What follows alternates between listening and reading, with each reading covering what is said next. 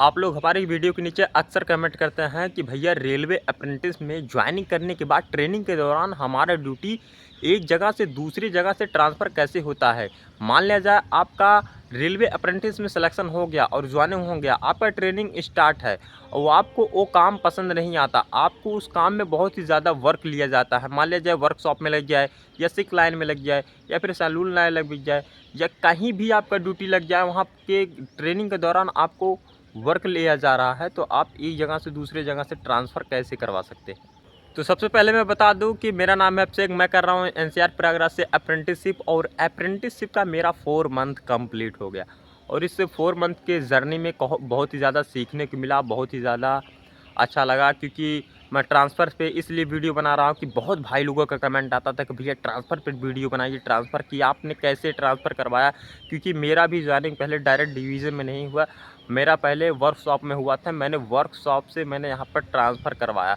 तो इसी बात पे मैं चर्चा करूँगा कि आप कैसे ट्रांसफ़र करवा सकते हैं। आपका ड्यूटी लग गया, आपको पसंद नहीं आता लेकिन आप ट्रांसफ़र करवाना चाहें तो कैसे करा सकते हैं। लेकिन सबसे पहले सुबह का मैं नज़ारा दिखा देता हूँ। एकदम सुबह का टाइम है, 7 बज रहा है। ये सामने का आप दृश्य देख सकते हैं स्टेशन का, कुछ इस प्रकार का है, आप देख सकते हैं। बिल्कुल दोस्तों, शांत माहौल है, एकदम बढ़िया माहौल है यहाँ पर और काफ़ी ज़्यादा बेहतर माहौल है। तो चलिए चलते हैं, देर ना करते हुए मेन पॉइंट पे बात करते हैं ट्रांसफ़र पर। सबसे पहले मैं आपको ट्रांसफ़र का नियम बता देता हूँ कि रेलवे अप्रेंटिस के ट्रेनिंग के दौरान आपका कोई भी ट्रांसफ़र का नियम ये नहीं कहता कि आपका ट्रांसफ़र होगा।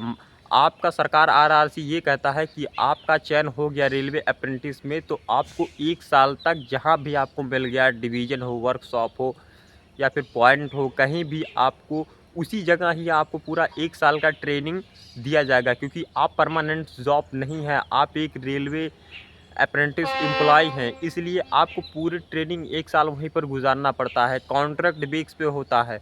लेकिन मैं बताऊंगा कि रेलवे अप्रेंटिस में ट्रांसफ़र मेरा हुआ कैसे, जब ट्रांसफ़र का कोई नियम ही नहीं होता। सही बात है कि ट्रांसफ़र का कोई नियम नहीं होता, लेकिन किस तरीके से होता है, चलिए मैं अब इस बात पे चर्चा करता हूँ।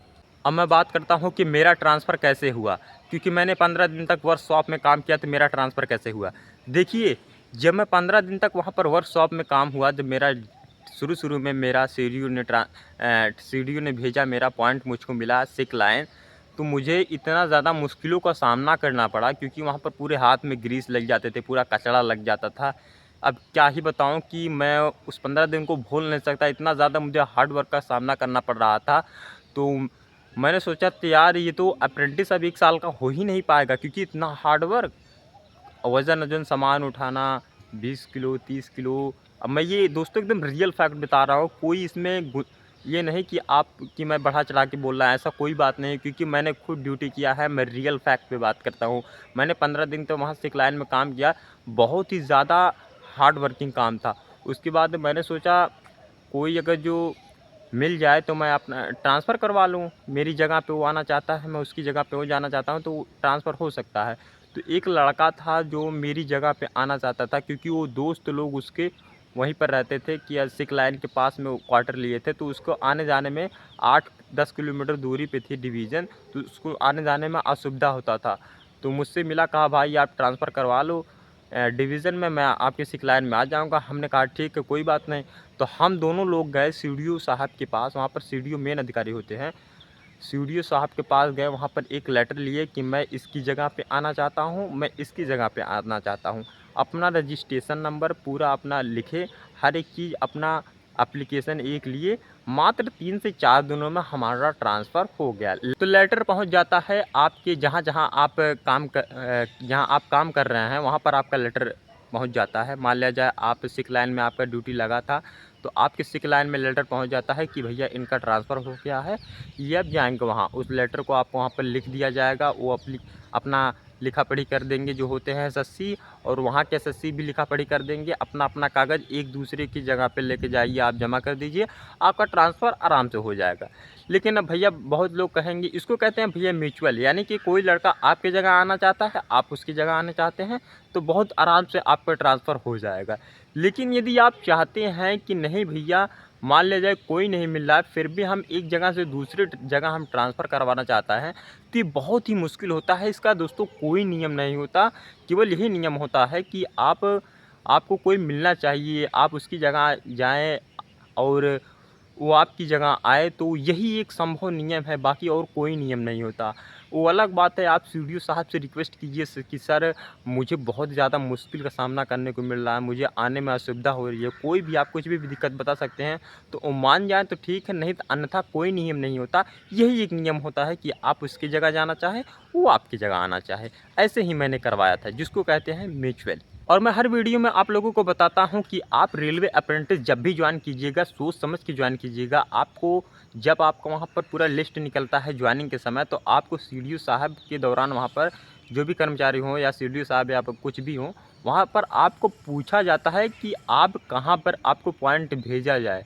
तो आप सीधा आप वर्कशॉप सिकलाइन मत चुनिएगा, क्योंकि मेरे पास उतना एक्सपीरियंस है। मैं 4 मंथ अप्रेंटिस मेरा कंप्लीट हो चुका है। मैं नहीं चाहता कि आप को कोई भी असुविधा हो। आप रेलवे अप्रेंटिस कीजिए बिल्कुल सही जगह। आपको 1 साल काटने से मना था। आपको हार्ड वर्क जब आपको पड़ जाएगा तो आप पढ़ेंगे क्या? क्योंकि जो भी होना है आपके पूरे पढ़ाई से होना है। आप कितना भी काम कर लीजिए, उससे कोई मतलब नहीं। जब तक आप पढ़ेंगे नहीं तब तक आप रेलवे अप्रेंटिस में सिलेक्शन पा ही नहीं सकते। मैं हर वीडियो में ये बताता रहता हूँ। बस बाकी आपकी मर्ज़ी, आप कहाँ से करेंगे, आप जहाँ से भी करें, अच्छी तरीके से आप अप्रेंटिस कीजिए। ये हम नहीं कह रहे, आप ये इच्छुक हैं वर्कशॉप में ही मैं ये करूँगा, तो आप वहाँ से भी कर सकते हैं। मेरा काम था सलाह देना, क्योंकि मेरे पास 4 मंथ का एक्सपीरियंस है, इसलिए मैं आपको बता रहा हूँ, बाकी आपकी मर्ज़ी। तो आज की मेरी हेल्पफुल वीडियो आप लोगों को कैसी लगी, कमेंट में आप लोग ज़रूर बताइएगा, और जो भी सवाल है आप कमेंट में पूछिएगा, मैं उसका जवाब देने का प्रयास करता हूँ। और बाई चांस किसी भाई का कमेंट मैं नहीं पढ़ पाता, उसके लिए मैं सॉरी हूँ, लेकिन मैं कोशिश करूँगा कि इस टॉपिक पे एक वीडियो पूरा बढ़िया से बना दिया जाए, ताकि आपको वो सॉल्यूशन मिल जाए। तो मिलते हैं किसी और नए अदर कंटेंट के साथ, तब तक के लिए बाय बाय।